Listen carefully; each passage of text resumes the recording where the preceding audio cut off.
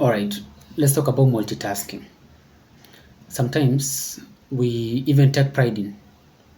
You've probably heard people say, I'm a great multitasker, or maybe you've said it yourself, right? That's while juggling a phone call, replying to emails, or probably sipping your coffee at the same time, right? Now, here's the question I want to ask today. Is multitasking real, or is it just an illusion we've come to accept as reality? Let's start with the obvious. We live in a fast paced world. Every second, we're bombarded with messages, alerts, deadlines, and distractions. So, of course, multitasking feels like the smart thing to do, right? A way to survive and thrive in the chaos. It's become a badge of honor. You're seen as efficient, flexible, in control. But what if I told you that multitasking, as most of us understands it, is a myth? What if your brain and mind isn't built to do multiple tasks at the same time? What if instead we're just switching between tasks rapidly, thinking we are being productive when in reality we are slowing ourselves down? First up, what does multitasking actually mean? To understand this better, let's talk about computers for a little bit. Well, according to Wikipedia, multitasking comes in two types: human multitasking and two, computer multitasking. Let's first look at computer multitasking. In a tech world, multitasking can mean true parallel execution, where different processes are running at the same time. On a multi-core CPU, this is easy. One core can handle your web browser, another can stream your music, and a third one might be backing up your files in the background, right? All these tasks are literally happening in parallel. That's not magic, that's parallelism. That's real multitasking. But what happens if your computer has only one core? Well, things change. A single core processor can't actually run multiple tasks at the same time. What it does instead is switch between tasks quickly. So quickly that to us it feels like it's doing everything at once. One moment it's loading your email, the next it's buffering your YouTube video, and back to updating your antivirus all in milliseconds. This is called context switching. But here's the kicker: every switch comes with a cost. Now, let's bring this back to us, to humans. When we say we are multitasking, what we're usually doing is the same thing that a single core CPU does. We're switching between tasks. Say you're writing an essay and you get a text, all right? You check your phone, reply, then return to the essay. Then your email pings, you read it, then come back to writing. You've done this before, right? What's really happening here is not multitasking, it's rapid attention switching. You're constantly changing context. And just like with a single core processor, each switch costs something.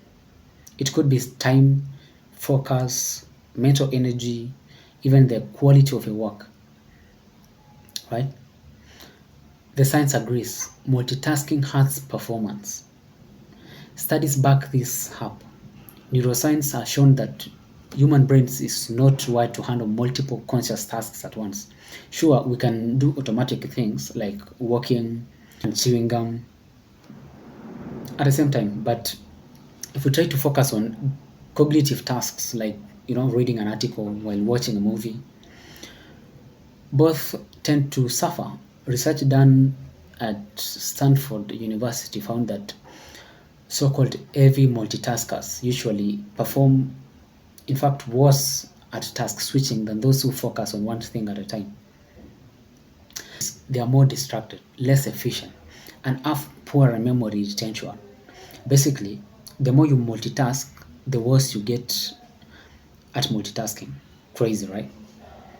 We think multitasking is a superpower, but might actually be a weakness in disguise. So, why do we still do it? That's a good question. Yeah. If multitasking is inefficient and makes us worse at everything, why do we keep doing it? Part of it is habit, of course. We live in a notification driven culture, right? Where apps compete for attention. We measure productivity by how much we do, not by how well we do it. The other part is dopamine, right? Every time we switch tasks, open a new tab, check new messages, scroll for new content, our brain gets a little hit of dopamine. It feels good, it feels like progress, but it's just noise. Now, to be fair, there are some advantages, especially when the tasks requires the same kind of mental effort, right? One of the advantages is you can combine physical and mental tasks. For example, listening to a podcast while folding laundry. It can help you use time more efficiently, like replying to texts while waiting in line. Sometimes it adds to variety, switching tasks can keep boredom at bay. But let's also look at the flip side, yeah, the disadvantages. It reduces concentration. You're more likely to miss details. It leads to mistakes, especially with critical tasks like driving or writing. It increases mental fatigue. All that is switching, all that switching is draining, and often it makes tasks more take longer overall, even even though it feels like you are saving time. So, what should we do instead? The answer isn't to ban multitasking completely, but maybe we need to rethink when and how we do it.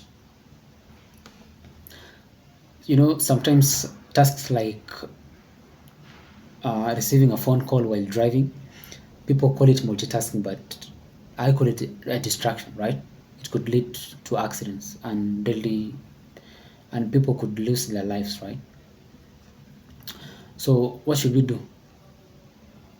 Yeah, I think we should try this instead.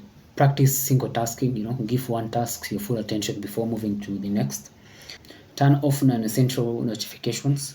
Be intentional. Ask yourself, does this task really need my attention right now? But according to me, multitasking is not a skill, it's a trap. It feels productive, but it's often just your brain playing tricks on you. And and it's not a world that and in a world that's already full of distractions, the real superpower might be focus.